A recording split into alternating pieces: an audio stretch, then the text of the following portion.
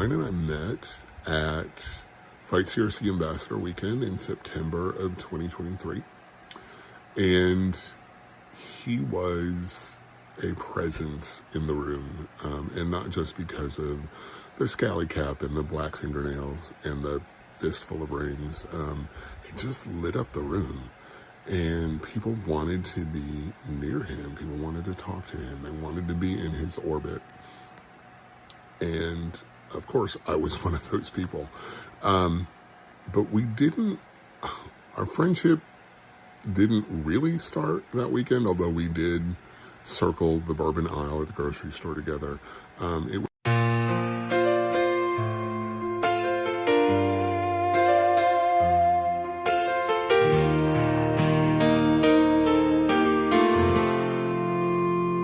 here we go again. I just lost another friend. It's time that this disease ends. I'm so sick of cancer. What is the answer? Some are dads of little boys and moms and daughters. They are all fighting for this evil killer. What is the answer? A diagnosis terrifying. There is no denying so many cancers. Where are the answers?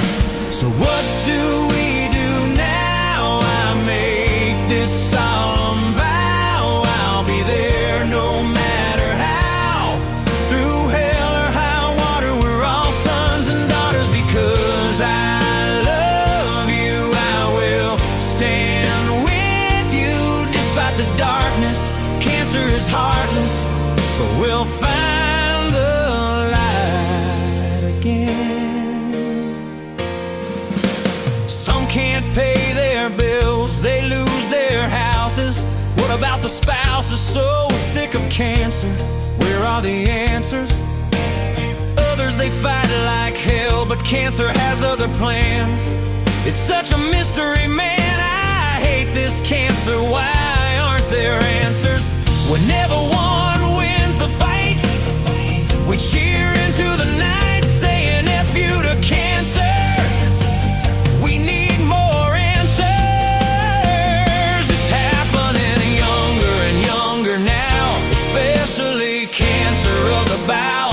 Yet the Fed continues to defund potential cures. We're on the run. I don't want to see more friends die. No one knows as much as I. The guilt of watching someone die when you were given the gift of life. So what do we do now? I make this solemn vow. I'll be there no matter how. Through hell or high water, we're all sons and daughters. Because I love you, I will stand with you. Despite the darkness, cancer is heartless, but we'll find the light again. We've lost our funding, the doom it's thundering. We've got no insurance, it's a test of endurance. They say start a GoFundMe, it's just not that easy. Please call on Congress, tell them you hate this, and cure cancer now.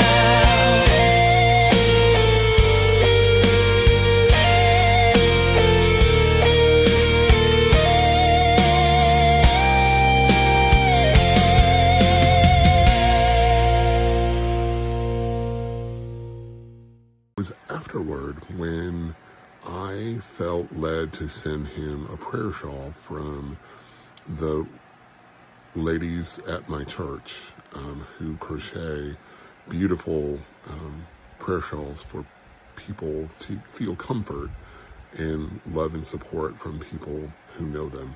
And I didn't know that Ryan was wrestling with his faith at the time that I sent that. And that small act is really what solidified our friendship.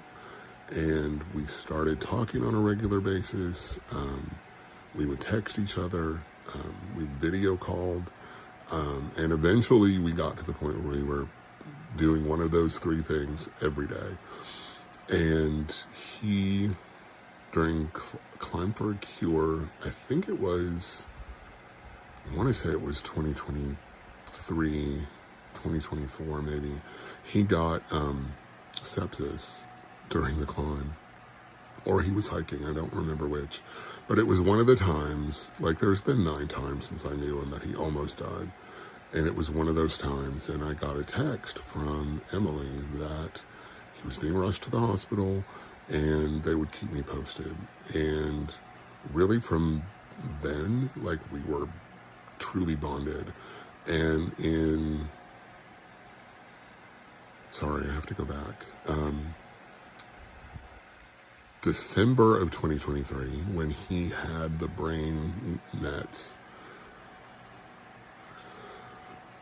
he called me to tell me what was going on, and we both cried on the phone. Like it was the day after Christmas, and I wanted to get on a plane and go see him, and we both cried together on the phone. And leading up to the surgery, several times before he was taken back, we prayed together. I recall one of those times was at like midnight Eastern time. But he just, he needed and wanted comfort. And so we prayed together. And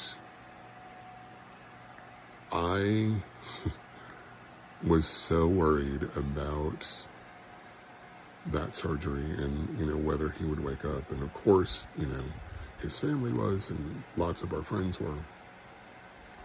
And I remember chatting with Teresa Maschke from Fight CRC, and she said that she knew there was a reason that Ryan and I had to meet together at Ambassador Weekend, and that this was part of that reason, this being there to support him during the surgery.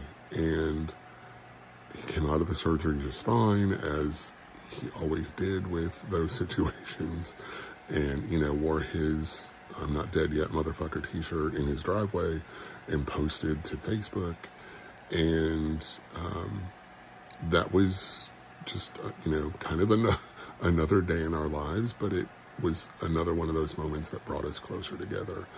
And we just love spending time together when we had the opportunity to be in the same place, whether it was Call on Congress or the Colorectal Classic or Climb for a Cure in the Great Smoky Mountains. When we were in the same place, we loved to be in each other's company. We'd make each other laugh. We'd talk about everything and nothing, and our families, and his boys, and Emily, and Sarah, and just all the things. And when he started having breathing issues, and he was hospitalized for that last time,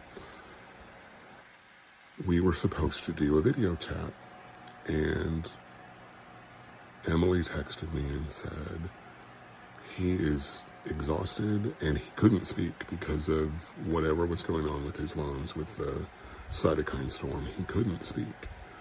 And so having a conversation wasn't going to work out, but she said, he needs to hear your voice. So every day for 2.5 weeks, I would send him a voice memo and just let him know that I was thinking about him, that I loved him, run through, the minutia of the day, just, so he could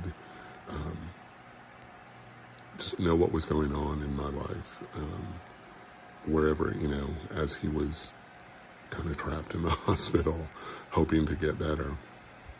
And then the night before he was intubated, we texted. It was probably midnight Eastern time, and we were texting each other, and he joked, because I had made plans to visit Denver in mid-December to spend a weekend with him after in the hope that when he was released from the hospital, I could go see him. And I made a plane reservation. I had talked to Emily, so it was all set. And that night before he was intubated, he texted and said that he appreciated the voice memos that I'd sent him, and he would have time to record some for me before I flew out to see him, so I could have them as blackmail. He was joking right up until the end, and the end of our last conversation. And when he was intubated, I texted Emily, or she texted me to let him know that intubation was happening. And I said, it's Ryan. I'm worried, but I'm not worried. Do I need to come? And she said, yes, please come. And so I did. And he knew I was coming. And I asked Emily to let him know that I was on my way. And she said he heard that and acknowledged it. And when I walked into his room, I said, I made it, sunshine, I'm here. And met his sister and met his father-in-law. And they all knew who I was because he had told stories about me,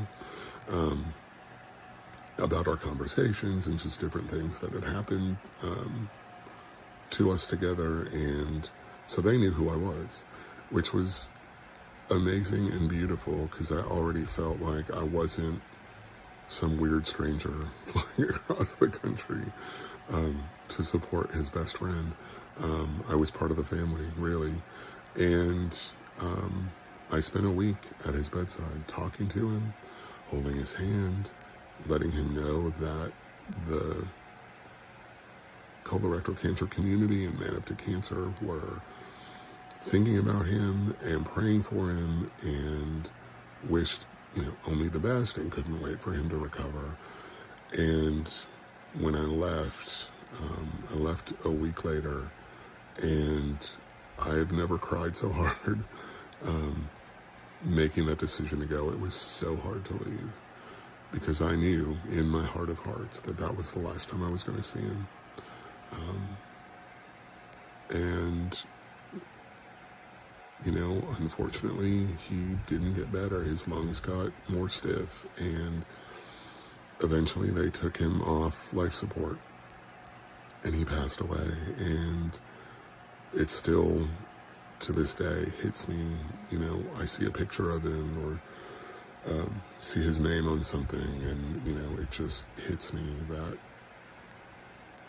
the best man I've ever known is gone. And our friendship from the day we met to the day he passed away was only 845 days. And it was a very powerful 845 days. And if my friendship with Ryan made his life better for the last 2.5 years of his life, then the pain that I feel missing him, although it sucks, makes it worth it. Makes it totally worth it. I would do it again in a heartbeat.